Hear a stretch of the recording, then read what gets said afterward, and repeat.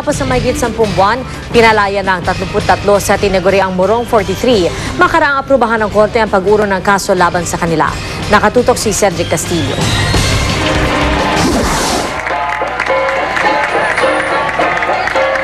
Sinalubong ng tugtugan, hiyawan at palakpakan ang 23 miyembro ng tinaguriang Morong 43 nang ihatid ang mga ito sa Episcopal Church of the Philippines sa Quezon City pasado alas 12 na madaling araw.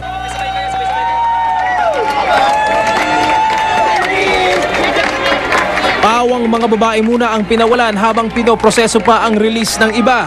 Hindi naman napigilan ng mga health volunteer ang emosyon nang magbalik tanaw sa lumipas na halos 1 taon. Mabigat kasi mahiwalay ka sa pamilya, mawalay ka sa mga minamahal mo sa buhay. Torture yan. Sa press conference, dinaan na lang nila sa biro ang anilay tila walang katapusang paghihintay sa loob ng piitan.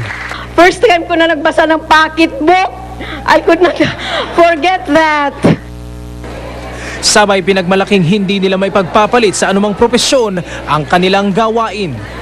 Excited na nga po kaming bumalik doon sa mga community na aming pinaglilingkuran.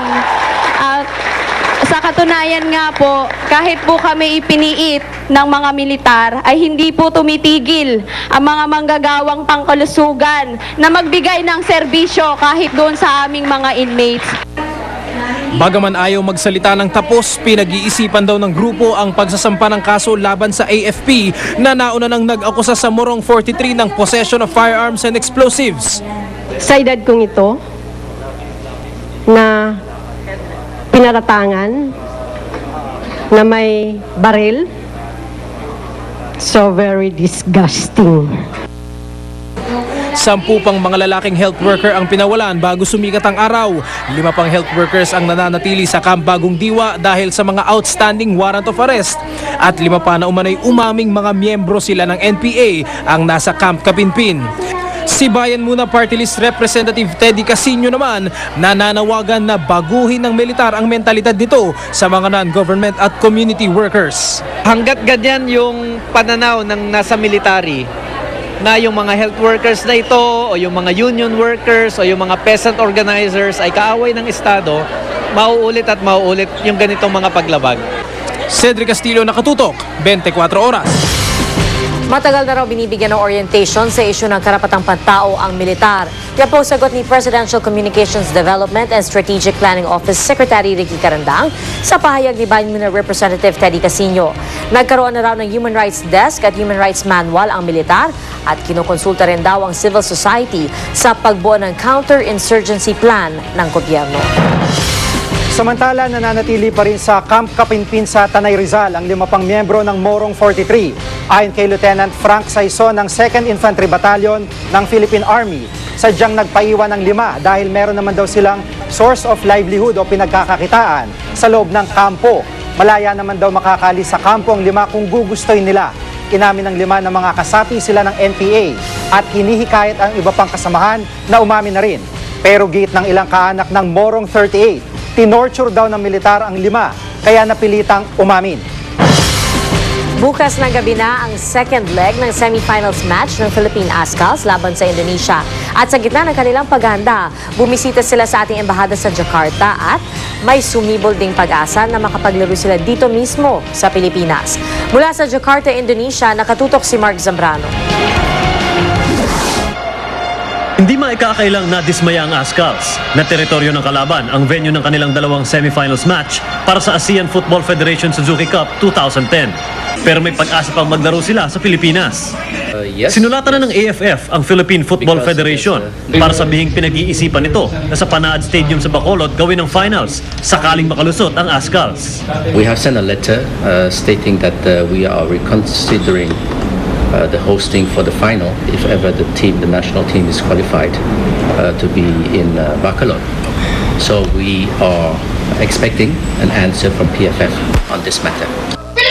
Ang Panaad Stadium din ang posibleng gamitin sakaling Pilipinas ang mag-host ng Suzuki Cup 2012. Pero ayon sa AFF, 2 stadium ang kailangan gamitin sa group stages ng torneo. May ilang requirements din para payagang ganapin ang final sa Pilipinas. Una, kailangan mapuna ng 1,200 lux lighting requirement. Maayos din dapat ang kondisyon ng pitch o playing surface. Mayroong satellite beaming capability para sa live broadcast ng mga laro. At huli, ang seguridad at numbered seating sa stadium. Aprobado na raw sa AFF ang pitch condition ayon sa assessment na kanilang ginawa. With a team that is driving not only the Philippines crazy, but the whole ASEAN Football Federation crazy, I think you should think about hosting the one of the group stage in 2012. Kahapon naman, pinaunlakan ng Ascals ang lunch invitation ng Philippine Embassy sa Jakarta. May Pinoy food, may Mongolian buffet rin. Mistulang celebrity rin ang kupunan dahil sa kaliwat ka ng picture at autograph signing. The enthusiasm they show, like they may not have watched football before, but when they the compliments and the comments we get from them is amazing. Masayang-masaya kami. We can raise the Philippine flag and we can really show our support to our Filipino team, the Ascals. At nang tanungin kung sino ang magwawagi bukas, Panalo tayo! Siyempre. We win this time. pauwi sa hotel, bitbit ng Ascals ang saya na makasama ang mga kapwa Pinoy. Nag-ala Michael Jackson pa ang defender na si Jerry Barbaso.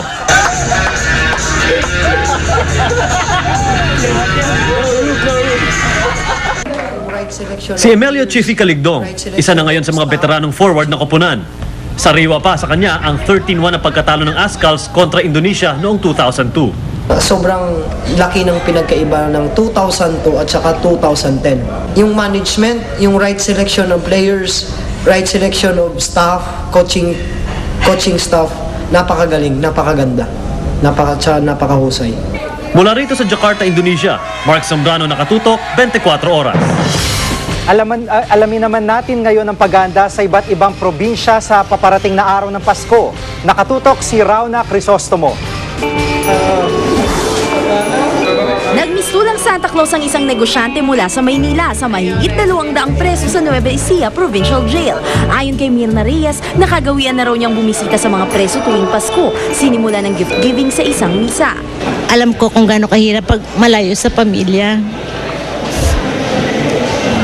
Naaawa po ako sa kanila dahil alam ko may mga pamilya sila na sa araw ng Pasko sana kasama na rin mga mahal nila sa buhay. Hindi naman maaalis ang mga ngiti sa mga preso dahil kahit isang araw man lang daw, naramdaman nila ang tunay na diwa ng Pasko.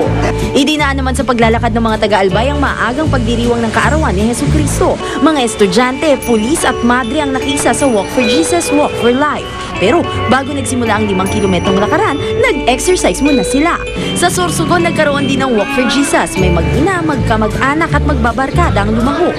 Todo kembot naman ang mga chikiting na ito sa kanilang Christmas party, suot ang kanilang bersyon ng Santa costume. Pero may ilang mas feel maging reindeer. Mayroon ding living Belen. Sa pagtatapos ng kasiyahan, hindi syempre nawala ang pamimigay ng regalo. Rauna Crisostomo, nakatutok 24 oras. Susunod. Kotse at 1 million pesos pinaraffle ni Pacman sa kanyang birthday. Ang Giant Lantern Festival sa Pampanga. At mag-Christmas shopping sa Noel Bazaar sa World Trade Center. Tutok na dito sa 24 oras.